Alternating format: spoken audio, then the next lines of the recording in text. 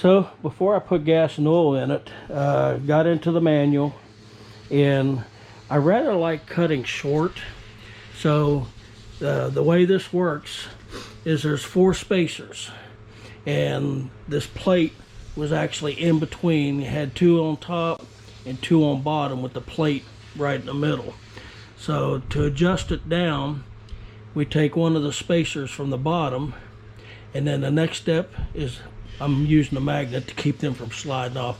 So I'll put the plate on, put that last spacer on bottom, and then put the bolt back in it. But first I want to clean the inside of this guy out. So yeah, but yeah, fairly easy adjustment, and there's very little to wear. So yeah, I'll throw the instruction sheet up. But yeah, do this before I put oil in it.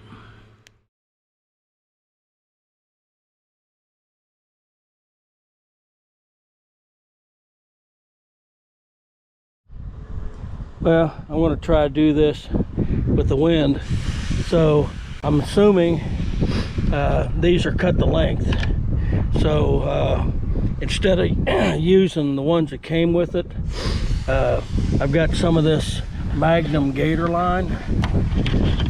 So I'm going to replace it with mine. So I'm just using that piece to measure how much to cut. And then, yeah, you can see the difference here. So yeah, these were kind of wore out. So I'll go ahead and do this side, and we'll get this back together. I need to put that away. I don't think we're going to need it anymore for now. That was harder than it needed to be. Note to self: do not put string on this with this not installed. I had to pry these out. So yeah, I think you're supposed to put string on it while this is all assembled, but overall I got it lowered down where I want it. Next modification I want to do. Alright, so I notice both of these are cracked. So I want to see what kind of bolts they are.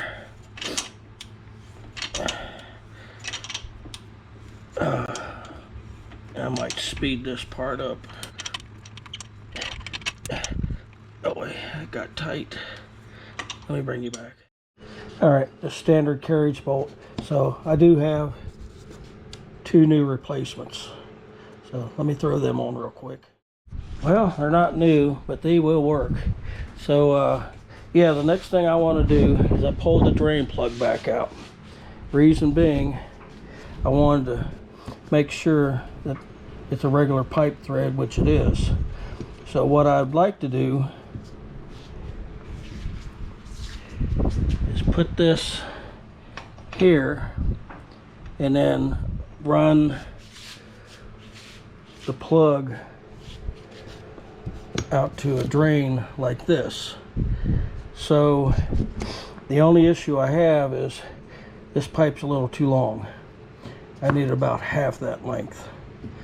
And to do that, I'm going to have to go back to my favorite store, but I need to go anyhow so I can turn this in, get a refund, and then with the refund, get my short piece of pipe. Sound like a plan? Alright, I went to an auto parts store, and we got a good cross-reference now. So this is a Champion B10 RA 8HC. So yeah, that'll go for my reference. So, and I've got a proper plug wrench that fits this one, and I've checked the gap, everything looks good. So we're going to plug that in, and now I should be able to do oil changes without making such a mess. So all I got to do is open that valve up, put a pan under it, and then close the valve. We should be good to go. Well guys, we got a float issue. Yeah, it's just pouring out of that carburetor. It's coming out this hole right here.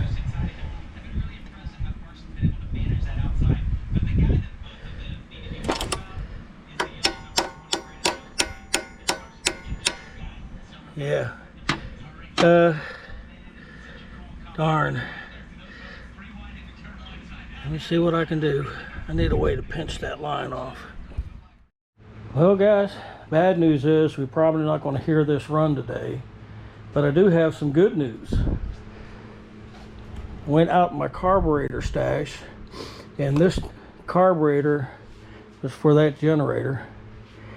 So here's the old one, and it is identical to that one, except it has the manual choke. Let's get it. So yeah, it's got the manual choke. So what I'm hoping, and I should be able to do this without removing that carb, is take the needle valve out of here and put it in there. That's plan B. Plan C will be just ordering another carburetor, but we're going to try this first. But yeah, guys, that's going to be tomorrow. So plan for a part 4 of this video. Thanks for watching.